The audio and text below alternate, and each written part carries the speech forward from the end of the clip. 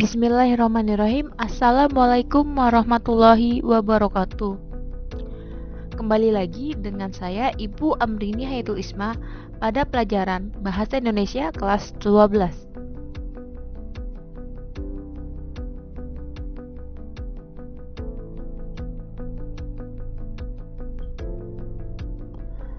Pada materi hari ini, Ibu akan menjelaskan tentang pembelajaran KD 4.5, yaitu menyeleksi ragam informasi sebagai bahan teks editorial.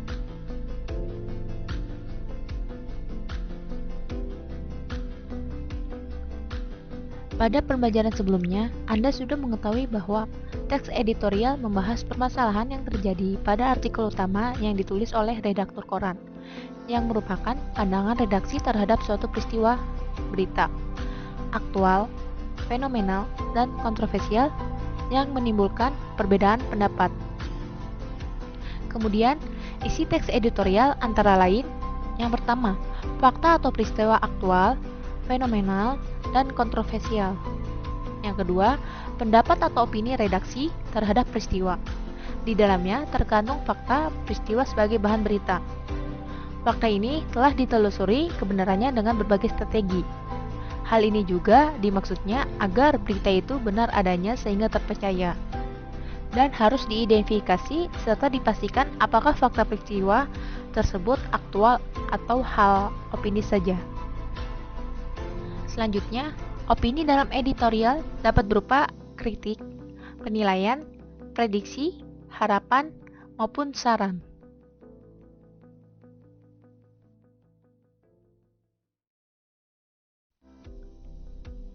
Pada sebuah media massa, daya tarik sebuah opini akan menentukan publik menerima untuk membacanya atau tidak. Misalnya contoh, untuk memperoleh daya tarik atau daya jual menjadi sangat penting diperhatikan pada saat redaktur membuat teks editorial.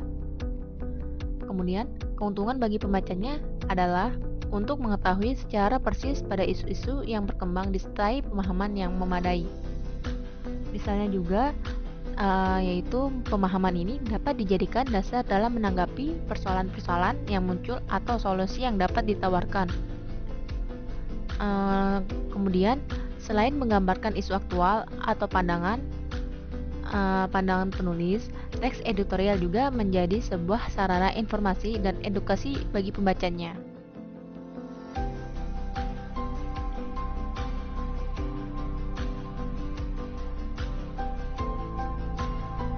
Selanjutnya, ada menentukan isu aktual dari berbagai media informasi seperti cetak, elektronik, maupun internet. Dari hal itu juga, terdapat ada beberapa bagian. Yang pertama, berita utama, yang antara lain isu aktual, fenomenal, dan kontroversial. Yang kedua, media, yang antara lain surat kabar. Surat kabar itu ditulis di halaman depan dengan huruf dan gambar yang mencolok. Kemudian, televisi atau radio, yang ditayangkan dan dibacakan paling awal. Selanjutnya, yang ketiga, yaitu berdasarkan hasil. Pada berdasarkan hasil, harus menentukan isu aktual sebagai pemahaman yang layak ditulis dalam teks editorial.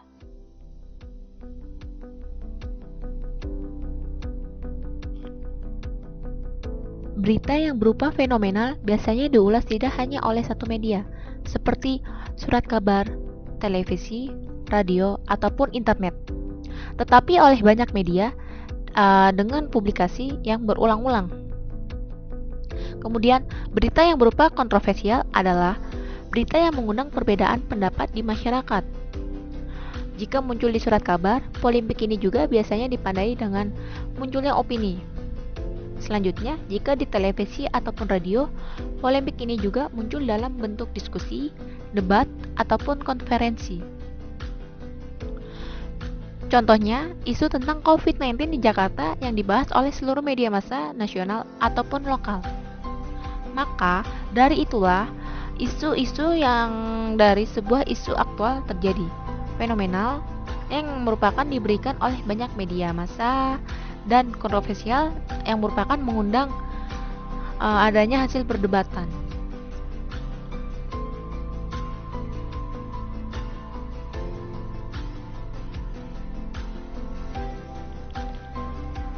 Selanjutnya, menyampaikan pendapat disertai argumen yang mendukung. Ada beberapa 3 bagian. Yang pertama itu pengenalan isu. Pengenalan isu ini merupakan bagian pendahuluan teks editorial. Fungsinya untuk mengenalkan isu atau permasalahan yang akan dibahas dalam bagian berikutnya. Contohnya, persoalan aktual, fenomenal, ataupun kontroversial. Yang kedua, penyampaian pendapat atau argumen. Pada penyampaian pendapat argumen ini merupakan bagian pembahasan yang berisi tanggapan redaksi terhadap isu yang sudah diperkenalkan sebelumnya. Ketiga, penegasan. Penegasan ini juga merupakan berupa simpulan, saran, ataupun rekomendasi. Di dalamnya juga terselip redaksi para pihak terkait dalam menghadapi atau mengatasi persoalan yang terjadi dalam isu tersebut.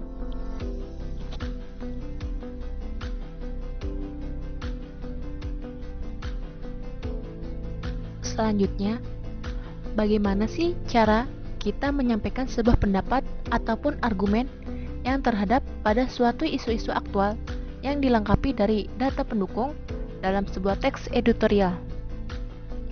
Yang pertama itu ada berpikir dengan kritis dan logis. Kedua, menjauhkan rasa emosi. Dan ketiga, kita harus memilih fakta yang sesuai dengan tujuan untuk dapat menarik sebuah simpulan yang sulit dibantah.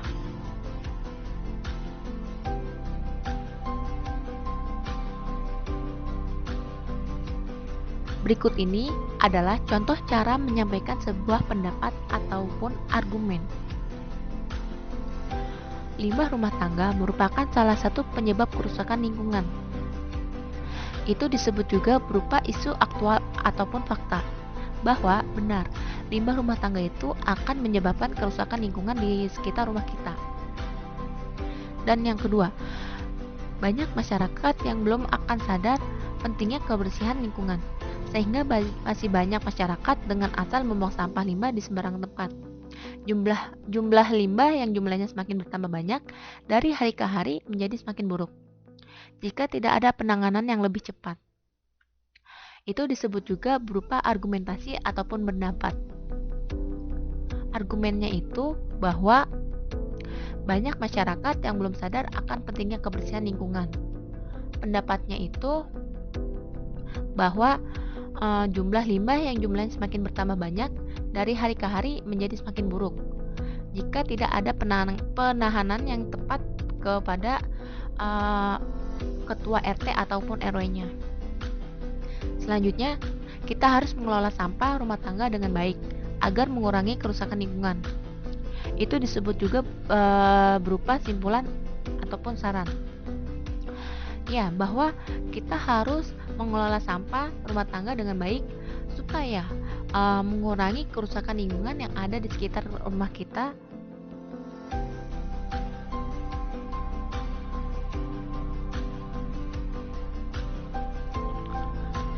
Kemudian ada beberapa macam tahap-tahap menulis teks editorial, yaitu yang pertama, bacalah 2-3 teks editorial dari sumber yang berbeda.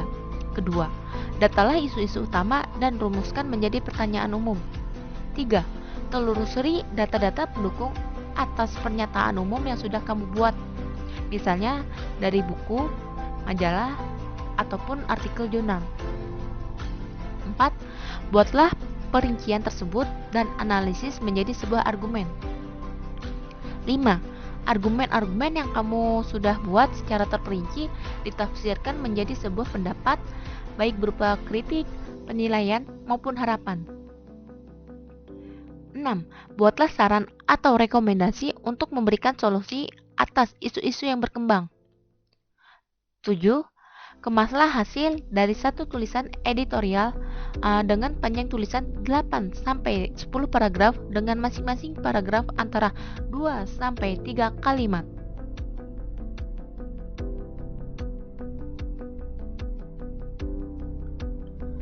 Berikut ini Ibu memberikan contoh dari fakta dan opini dalam teks editorial yang telah Ibu ambil dari salah satu harian umum yang berjudul itu Kado Tahun Baru 2014 dari Pertamina. Jadi, kalian membaca dan menganalisis apa saja yang terdapat dari teks editorial tersebut yang sudah Ibu jelaskan sebelumnya.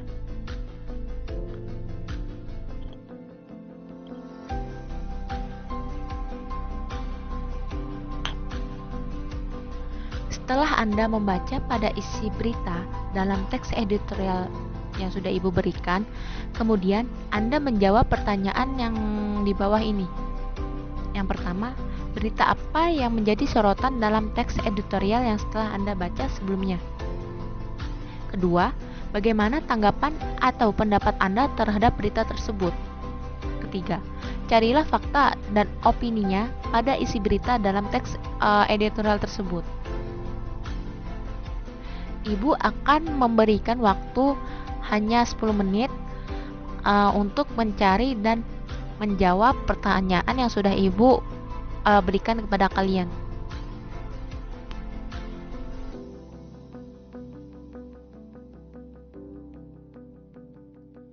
Selanjutnya, Ibu akan memberikan tugas kelompok kepada kalian semua. Tugas kelompoknya itu 4 kelompok. Instruksinya, Anda hanya mencari dan menulis unsur-unsur pembangun teks editorial apa saja yang ada pada teks di bawah ini. Dan bacalah dengan seksama, kemudian catatlah hal-hal yang paling penting menurut Anda. Jika teman kelompok Anda tidak mengerjakan bersama dalam kelompoknya, maka Ibu anggap tidak ada penilaian masuk untuk kelompok Anda ya. Untuk pengumpulan tugasnya dikumpulkan pada minggu depan dan dipresentasikan pada setiap kelompoknya dan berdiskusikan bersama-sama.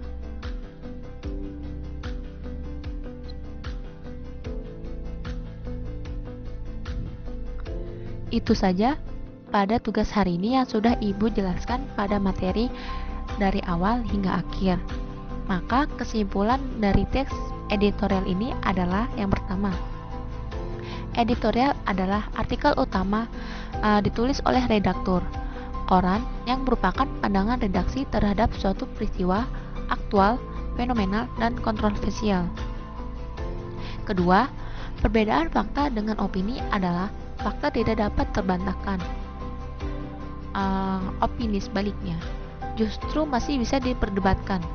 Misalnya, dalam menanggapi satu objek atau peristiwa yang sama, maka akan timbul berbagai pendapat yang sifatnya subjektif.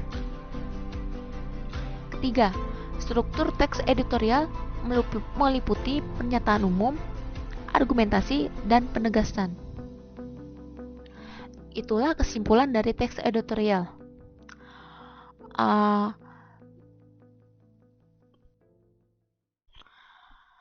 Baik, itu saja Ibu cukupkan pada materi pembelajaran hari ini. Terima kasih kepada kelas 12 yang sudah menyimak, mendengarkan, dan bertanya, kemudian bertanya jawab kepada Ibu.